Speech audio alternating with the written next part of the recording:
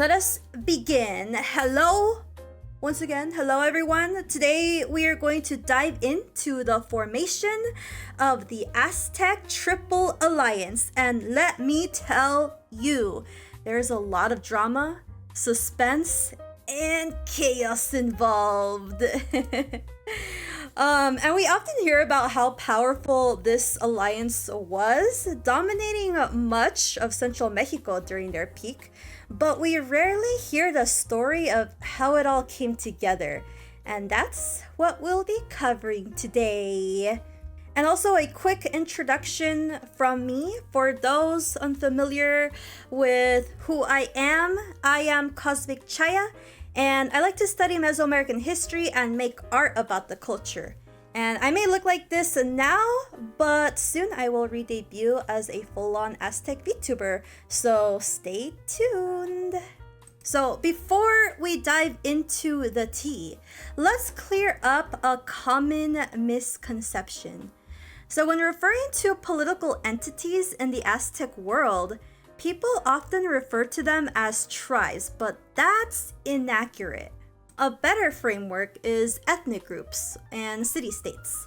The Nahua people, for instance, were a large ethnic group in central Mexico, and they're the biggest indigenous group in modern Mexico today, which is really cool. Within the Nahua group, there were subgroups, like the Tepanec, Chalca, Mexica, and many others. These subgroups are what we might call tribes. These tribes built and ruled over complex city-states, which are also known as the Altepet. And they had complex urban centers with governments, economies, social hierarchies. But the most important thing was the appointing of a legitimate ruler known as a Tlatoani. Once a Tlatoani was set in place, a city-state gained the title of an Altepet.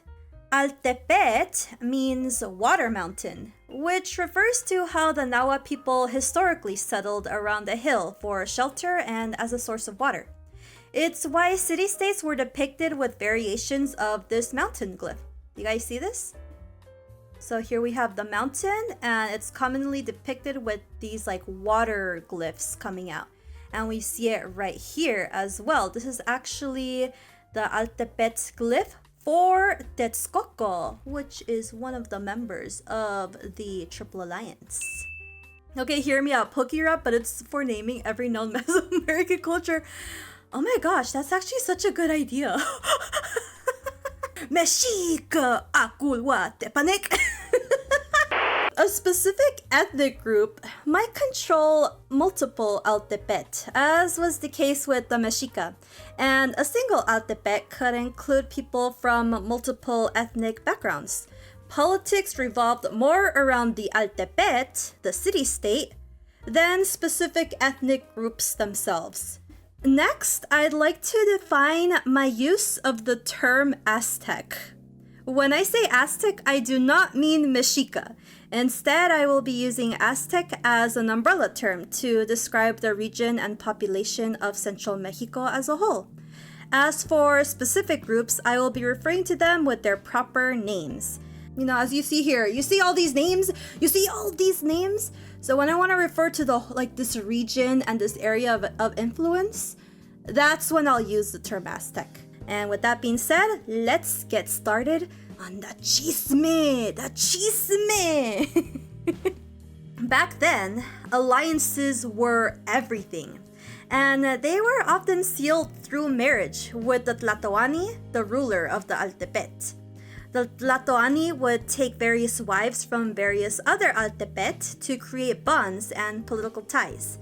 These women commonly had blood ties to other Tlatoani or high nobility. It was very important to establish a primary wife who would symbolize the most important alliance for that Altepet. She would be the one to bear the most legitimate heirs to the throne amongst a dozen of kids the Tlatoani produced with other women. The Tlatoani, they had a bunch of kids, dude. Like, sometimes the Tlatoani would near to having like 100 kids. Yeah, I think Nezahualcoyotl, who we'll talk later on, I think he had like over 100 kids. The Tlatoani was a very busy man, chat. So, the primary wife, her role was powerful, but other wives also had a bid for that same power. If the king favored a specific wife, her home Altepet would benefit politically. This created intense rivalries among the women and even the children. It was its own kind of battleground, filled with political scheming and social maneuvering. And lastly, if no primary wife was appointed, it would quickly result in a power vacuum, as we'll see later on. So, why were strategic marriages so important? Well, it's because lineage was crucial. Your bloodline determined your legitimacy and claim to power. Being able to say, I'm the son of X and Y, meant everything. All of this comes into play in this story. So, let's go back in time to the early 1400s. The Triple Alliance had long yet to be formed, and instead, there was a different powerhouse at play. Our key player is Azcapotzalco, an Altepet formed by the powerful an Altepet formed by the powerful Tepanec people. Their Tlatoani was the great leader Nezahualcoyotl. At the time, the Tepanec dominated the central valley of Mexico. And that name, Nezahualcoyotl, he was crazy, guys. He was insane. We're not gonna go too deep into his specific history, but we should in the future. Initially, Azcapotzalco was like a patron state to the Mexica Tenochtitlan. The Mexica were known for their military strength, and they provided that muscle in return for political and economic support. The Mexica held their alliance with Azcapotzalco in the highest regard, which is why the primary wife in Tenochtitlan was the daughter of Lord Nezahualcoyotl himself. Despite this, though, there was a major fallout.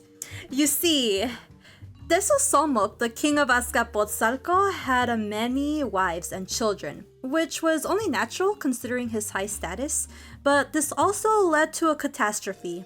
When he suddenly died in 1426, a power struggle broke out. Even though he had appointed a rightful heir, his son Tayatzin, by the primary wife of the Tlacopan nobility, another son by the name of Mashla wanted the throne. Mashla staged a coup, killed Tayatzin, the rightful heir, and wiped out anyone connected to that lineage. It was a massacre. One of his victims? The Mexica Tlatoani at the time, named Chimalpopoca, a beloved grandson of the late King Nezahualcoyotl. Mashla had invited him to a feast to celebrate his coronation and had Chimalpopoca strangled to death during the banquet. After that, the Mexica cut ties with Azcapotzalco. Chimalpopoca was succeeded briefly by his young son Xihuitztemoc, meaning comet. It was a fitting name because he died quickly and his reign was short-lived, just like a comet flies through the night sky. This is actually Moctezuma II, watching a mysterious comet fly through the night sky. And I believe this is in the Florentine Codex. Okay, moving on. The one to take the throne after that was Chimalpopoca's half-brother Itzcoatl, Obsidian Snake. In fact, he might have had a role in Xihuitztemoc's quick death, but who knows? That was, allegedly. Itzcoatl's reign and decisions during this time of crisis proved pivotal to the Mexica. And it's interesting because Itzcoatl was a son of a slave woman, but despite his mother's status, Itzcoatl rose to power, proving that maternal status didn't always define a child's future. So Itzcoatl's father was Huitzihuitl, who was also the father of Chimalpopoca, who had died. And actually, after Itzcoatl took the throne, the rightful heirs would alternate between Itzcoatl's line and Huitzihuitl's line.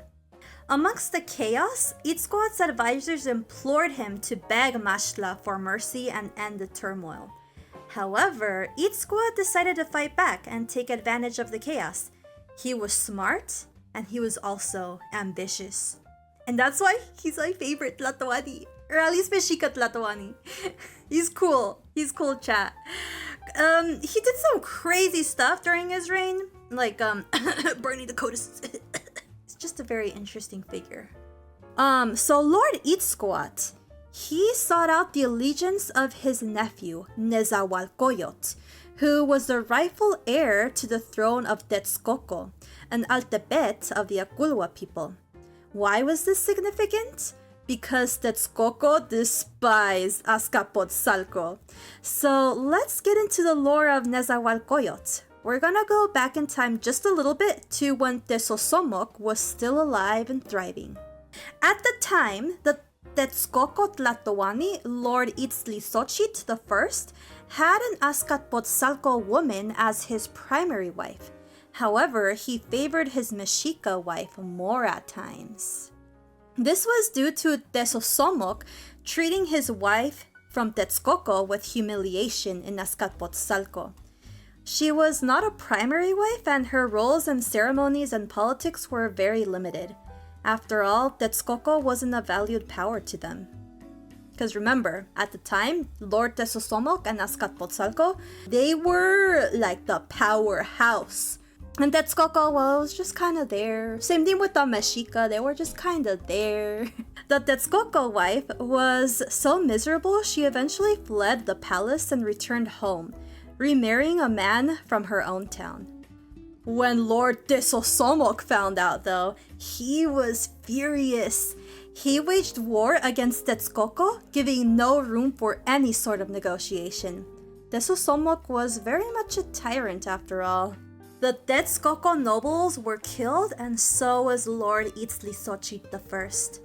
Tezosomoc placed his own ruling class in their stead, having the Tepanec ruling over the Aculwa state.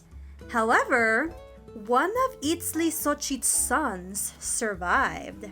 That was Nezahualcoyotl, son of the Mexica wife Matlasiwat. Although he fled into exile, he never forgot who he was as the rightful heir to Texcoco. Now we're back to Lord Itzcoatl as he extends his hand to Nezahualcoyotl. This is the beginning of the Triple Alliance. Together, they would put an end to the golden age of Azcapotzalco. The first order of business was to put Nezahualcoyotl back on his rightful throne. This meant they had to expel the Tepanec rulers who had planted themselves in the Texcocan royal household since Tezozomoc's conquest. This also meant going against the Maxtla himself as they targeted all of Tezozomoc's descendants. The Mexica would supply the military power, and Nezahualcoyotl would rally his people to push back the Azcapotzalcan forces. And they succeeded, and Maxtla was said to have fled for his life, never to be seen again. Now, you may be wondering, it's called the Triple Alliance, so where's the third guy? And that spot goes to Tlacopan, another Altepet formed by the Tepanec. It was sort of a smaller sister state to Azcapotzalco. If you may remember, Tezozomoc's primary wife was from Tlacopan. Sadly, there is not much documentation on their role in the Triple Alliance, or how they even joined, but they were definitely there. So, clearly, Tenochtitlan and Texcoco had a closer bond with more prominent roles, but Tlacopan was still valued nonetheless. From then on, this powerful alliance would come to dominate the Central Valley of Mexico, creating what is commonly referred to as the Aztec Empire. With their shared military power, they conquered neighboring city-states and regions, demanding tribute from the fallen Altepet. Tribute included many different goods such as maize, cacao, cloaks, pottery, and yes, even sacrificial victims, who were important to fulfill religious ceremonies. But subjugation didn't necessarily mean a loss of identity. Many Altepet maintained their own customs, rulers, and nobility under Aztec rule. This system would eventually contribute to the Aztecs' downfall, as every man went out for themselves when the Spanish arrived.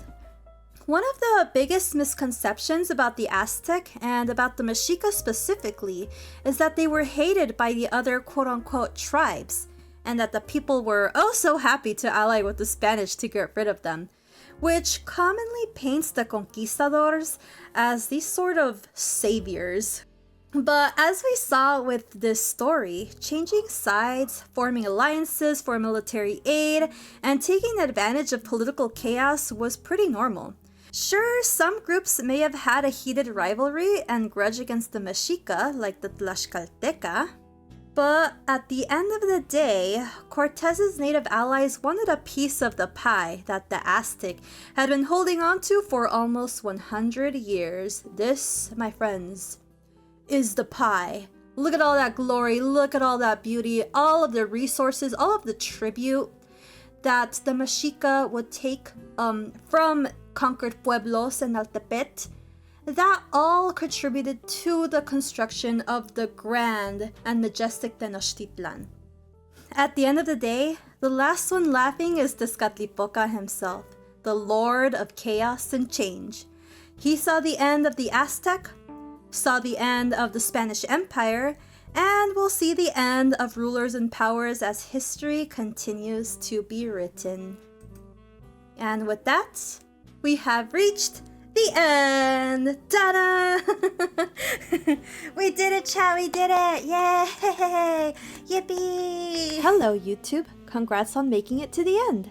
Make sure to like and subscribe for more historical content, and comment backflip to cheer on this fierce warrior over here. If you want more Mesoamerican content, feel free to follow me on Twitter for art and doodles, and catch me on Twitch where you can catch these historical lessons live. Hope to see you there. Until next time!